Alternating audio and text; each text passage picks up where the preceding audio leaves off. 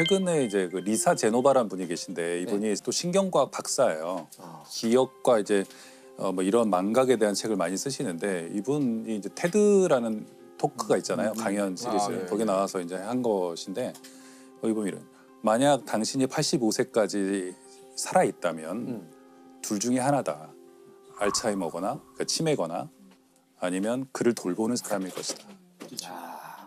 알츠하이머는 비교적 이제 근대에 발견된 질병입니다. 그래가지고 그분 얘기를 좀 하고 싶은데 독일의 그 프랑크푸르트 근처에 아우그스테 디라는 어떤 여성이 있어요. 51세 여성이에요. 이 여성이 1901년에 갑자기 남편을 간통으로 고소해요. 근데 남편은 이제 칼이라는 사람인데요. 아주 칼 같은 분이죠. 아주 칼 같은 분이죠. 예. 철도회사에서 일하는 칼 같은 분이셨는데 이 칼은 근데 어쨌든 근데 이분이 아내로부터 엉뚱한 고소를 당했잖아요. 그러니까 아내 행동이 이상한 거예요. 자꾸 잊어버리고 요리도 못하고 자꾸 실수하고 예를 들면 냄비 태워 먹고 사람들을 의심하고 막 이런 일들이 생긴 거예요. 그래가지고 정신병원을 찾아갑니다. 프랑크푸르트 정신병원을 찾아가요. 그 담당 의사가 알츠하이머예요. 의사 이름이에요? 박사. 예.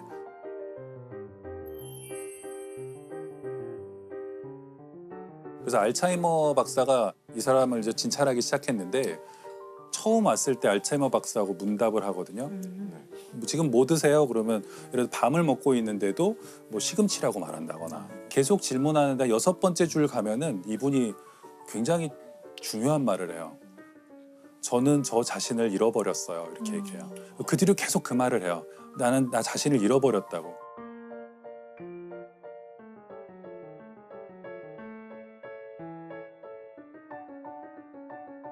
그냥 특이하다고 본 거죠. 51세 여성에게 이런 일이 일어나다니. 젊은데 아직. 상대적으로 젊은데.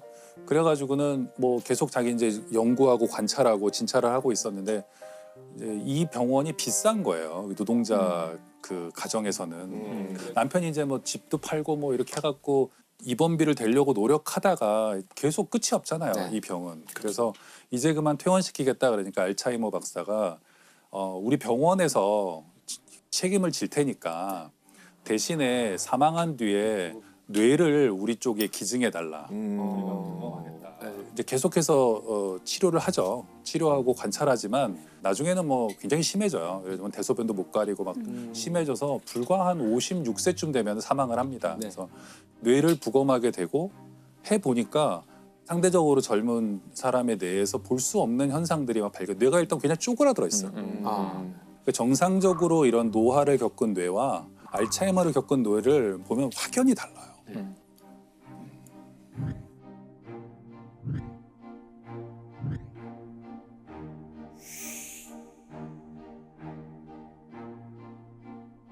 그래가지고 그걸 학계에 보고하게 되고 그래서 학계에서 이제 그걸 처음으로 늙음의 자연, 노화의 자연스러운 과정이 아니라 질병일 수 있다고 이제 판단을 했대요.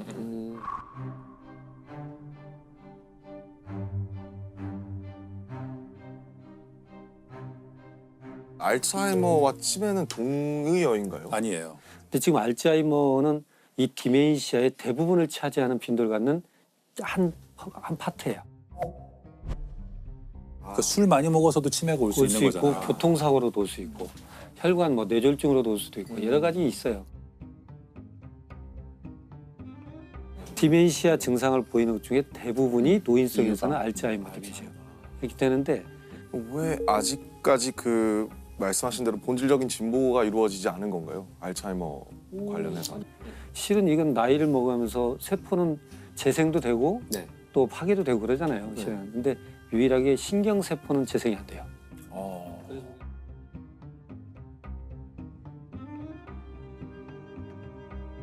노화의 과정에서 네. 서서히 파괴는 돼가죠. 뇌세포는 다시는 재생이 안 되니까. 결국 이걸 멈추게 하거나 더디게 가는 방법밖에 없는데 이걸 멈추게 하는 것은 노화를 멈출 수 있다는 거예요. 아, 그렇죠. 그렇죠? 더디게 하는 건 노화를 더디게 갈 수 있다는 거예요. 그러니까 이건 현대과학의 마지막 숙제죠. 실은. 우리나라도 제가 아까 통계 말씀드렸지만 10년 동안에 224%가 늘어났다는 것은 앞으로 굉장히 기하급수적으로 늘 수 있다는 걸 의미하고 수명은 점점 길어지니까요. 그리고 자료를 보면 미국에서 정부와 기관들이 암의 치료와 예방에 투입하고 있는 예산의 10% 정도만 이제 알츠하이머 이쪽으로, 치료에 투입하고 있거든요. 그리고 미국에서 자료를 봐도 암 환자를 케어하는 것보다 이 알츠하이머를 비롯한 치매 환자를 케어하는데 훨씬 더 많은 비용이 들어가요. 예, 이걸 자연스러운 노화로 봐서는 안 된다. 이것은 분명히 질병이고 좀 더 우리가 신경을 써서 이걸 찾아야 된다. 찾아낼 수 있다고 믿어야 된다. 저는 이거 분명히 믿는 사람들이 어디 있을 거라고 생각해요. 제가 또 하나 말씀드리고 싶은 것은 많은 사람들이 치매를 자꾸 기억의 문제로만 생각하세요. 아, 네, 그렇죠. 그렇죠. 과거의 기억을 잃는다고 생각하잖아요. 과거를 잃는다고 생각하는데 가장 먼저 잃어버리는 건 미래예요. 멈춘 거죠. 끝이죠 뭐. 뭘 해야 할지를 몰라요. 뭘 하려고 했는지를 몰라요. 계획을 세울 수도 없고 내가 여기 왜 들어왔지? 내가 오늘 저녁에 뭘 하기로 했는데 안 해요. 이렇게 되기 때문에 미래가 없어지는 거예요. 그 치매를 기억의 문제로 저희가 인식하게 된 건 미디어의 영향이 큰 것 같아요. 그렇죠. 왜 자기 뭐 아버지를 못 알아보고 아들을 못 알아보고 그 주변 사람에게 큰 충격이어서 그런 건데 그런- 저는 근데 좀 관점을 바꿀 필요가 있다고 생각하는 게 그 알츠하이머나 이런 다른 치매를 겪는 분들의 내면에 좀 집중할 필요가 있다고 생각해요. 그들은 기억의 문제보다 저는 감정이 중요하다고 생각해요. 그러니까 기억을 잃어도 감정은 있거든요. 네. 그들이 늘 겪는 문제는 여기가 어딘지 모르겠다는 거예요. 그리고 늘 집이 아닌 엉뚱한 곳에 그렇죠. 끌려와 있다고 생각하고 정말 끝없는 불안과 두려움. 근데 그들이 가장 강렬하게 느끼는 감정이 뭐냐면 집에 가고 싶다는 거예요. 우리가 좀 힘든 일이 있거나 좀 고통스러운 일이 있으면 빨리 집에 가고 싶다고 그렇죠. 하잖아요. 집에 가고자 한다는 열망, 욕망 이런 것은 욕구는 인간의 굉장히 원초적인 건데 이들은 거의 한 길게는 8년에서 10년 동안 낯선 곳에 이유 없이 와 있다고 생각하고 이들이 겪는 어떤 감정적 고통이나 이런 걸 좀 생각했으면 좋겠고 제가 여기 가장 대표적인 예로 늘 드는 게 그런 거예요. 가짜 정류장이라고 네. 독일의 düsseldorf의 한 요양원에서 네. 노인들이 있는 요양원이죠. 요양원에서 가짜 버스 정류장을 만들어요. 많이 행방불명되는 게 치매 노인들이 이 집에 가고 싶잖아요. 노인들이. 아, 네. 그래서 왜 자꾸 집을 나가시지 않는데 그 집은 집이 아닌 자식들에겐 집이지만 네, 그분은 거의 집이 집이 아니라고 아닌 생각해요. 그래서 진짜 집에 가겠다고 나섰는데 갈 수가 없죠. 요양원에서도 그런 일이 일어나니까 네. 그 가짜 버스 정류장을 만들면 이분들이 헤매다가 버스 정류장에 가서 앉아 있어요. 그러면 요양원 직원이 가서 Did you ever take a bus? Have you ever taken a bus? 오늘 버스가 좀 안 오는 것 같은데 잠깐 들어가셨다가 나중에 다시 나오자고. 그러면 그분들이 들어가요 순순히.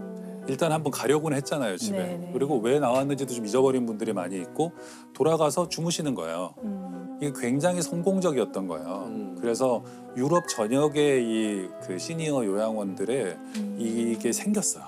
웬디 미첼이라는 분이 있어요. 이분이 58세에 그런 알츠하이머 진단을 받거든요.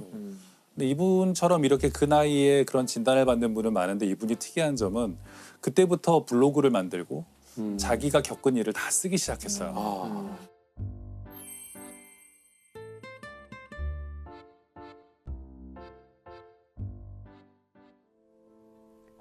I write a daily blog called Which Me Am I Today?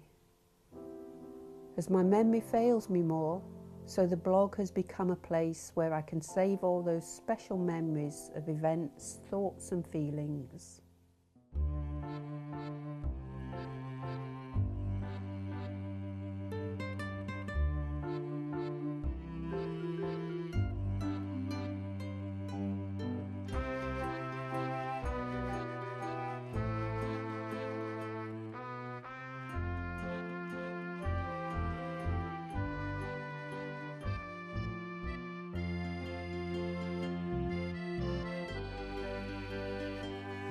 또 스카이다이빙도 하고 계속해서 어쨌든 사람들과 활동을 하고 어떤 일을 겪고 자기가 어떤 어려움을 겪는지도 쓰고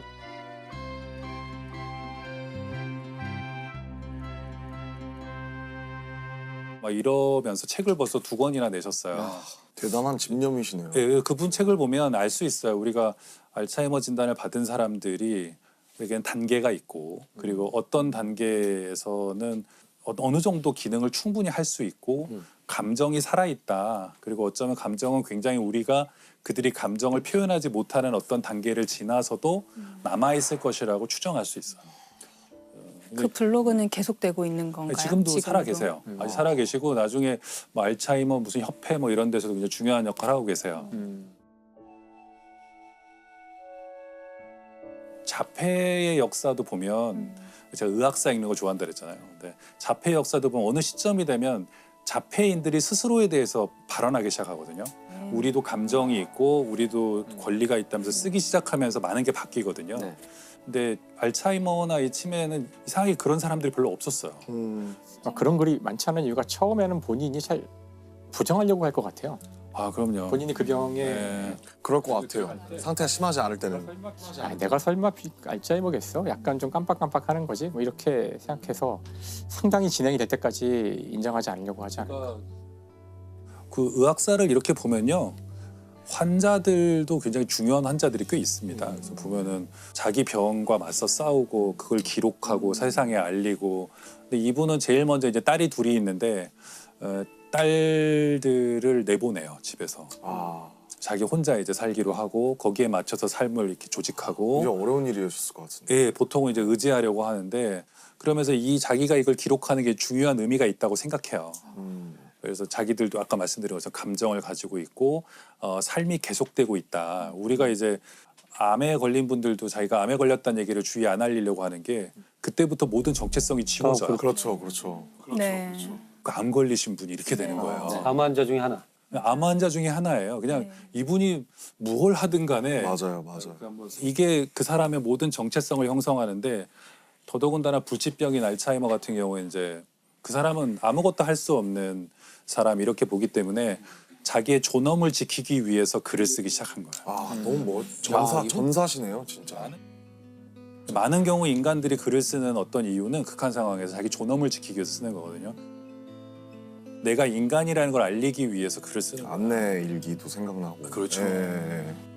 발병한 지가 꽤 됐는데 지금 현재 증상은 한 어느 정도일까요? 올해도 책이 나온 것 같거든요. 작년인가 올해에도 새 책이 나온 걸 봐서는 아직까지도 글을 쓰시는 것 같고. 대단한 의지시네요. 야, 자기의 기록을 한다는 것이 알츠하이머에 도움이 될 수도 있는 게 아닌가 이런 생각 들어요. 그럴 수 한편으로. 있죠. 당연하죠. 그죠? 그 유명한 사례가 있어요. 어떤 수녀원에서 그 사례들 들어보셨을지 모르겠는데 수녀님들이 돌아가시면 이제 다 부검을 했대요.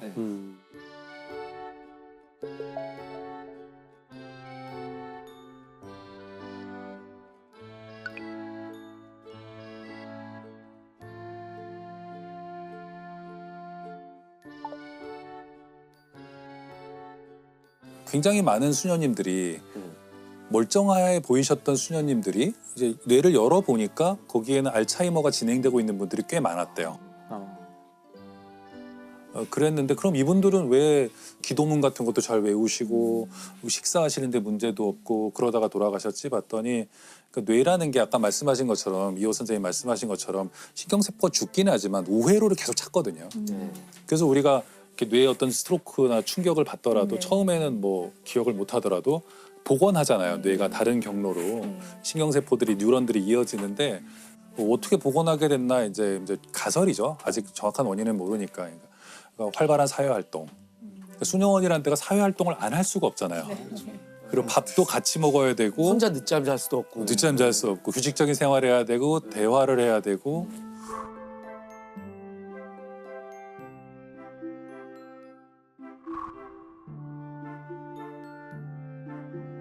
그 여기서 갑자기 궁금한 거는 만약에 여기 계신 선생님들이 알츠하이머 진단을 받았다.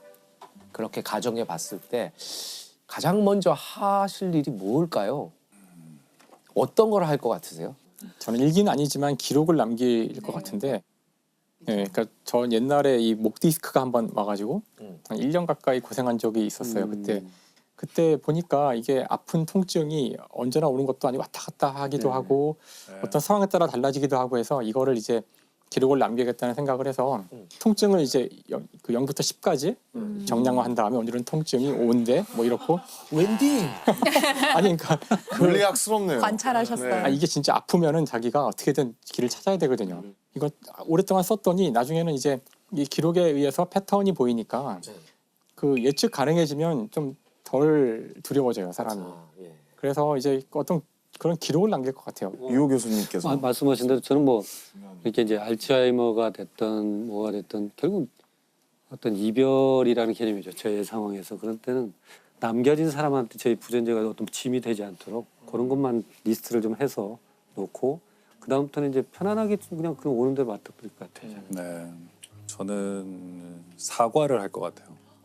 저는 그 미안했던 사람들한테 그 나중에 못 할 수 있으니까 좀 사실 사과 안 하고 지나간 적 많거든요. 뭐 잘못하고 좀 잘못한 일들이 많은데 그걸 잊어버릴 거잖아요. 그러니까 뭐 사과를 좀 하고 싶어요. 그 사람이 기억하고 있던 기억하지 않았던. 않고 있던 네, 제가 아까 뭐 살인자 기업법 나왔지만 살인자 기업법이 2013년에 썼는데 그렇기 때문에 그 알츠하이머 증세에 대해서 잘 알게 됐거든요. 그래서 제가 그로부터 한 몇 년 지나지 않아서 그 제 주변의 어른들의 어떤 알츠하이머 증세가 왔을 때 제가 제일 먼저 알았어요. 제일 먼저 알았고 그래서 이제 그 처음에 말씀하신 것처럼 다 거부해요. 그러니까 병원에 일단 안 가려고 그러시고 그러니까 이걸 납득시키는 게 너무 어려워요. 그래서 어느 정도 좀 정신이 좀 더 있었을 때 웬디 미첼의 초기 같은 그런 시기에 있었다면 뭘 하셨을까 좀 생각해 본 적이 있어요. 네. 그렇게 막 거부하고 막 부인하고 막 그러지 않고 좀 주변을 잘 정리하셨을 것 같고 감정적인 것들을 많이 처리하셨을 것 같다. 왜냐하면 평소에는 좋은 분들이셨으니까요. 네. 좋은 분들이셨는데 다행히 이제 그 뭐 제 주변의 어떤 어른은 그 정신이 남아 있을 때 그러니까 그러셨대요. 그 자식이죠. 자식에게 뭐 사실 고맙다, 미안하다.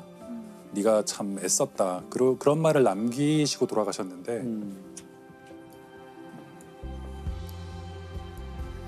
원래 사람들이 이렇게 죽음의 직면에서는 놀랍게도 그냥 대부분의 사람이죠. 대부분의 사람들은 뭔가 악담을 하거나 안 좋은 생각을 하거나 뭔가 이렇게 자신의 어떤 이기적인 생각들보다는 사랑의 말을 다 남기게 된다는데 그래서 그때 그 세월호 때도 그랬고 그다음에 9.11 때도 그랬고 마지막으로 남겨놓은 그 메시지나 마지막 음성을 다 보면은 하나같이 미안하다는 말과 사랑한다는 말로만 꽉 차 있다고 하더라고요.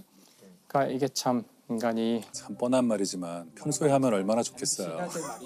왜 꼭 죽기 전까지 남겨두나요? 김영하 선생님의 미래를 바꿀 인간. 아직은 나타나지 않은 그분. 그분을 기다리면서 이미 시작됐을 거라고 생각하면서 믿고 있습니다. 네. 상당히 진전돼 있을 거라고 저는 믿고 싶습니다. 네.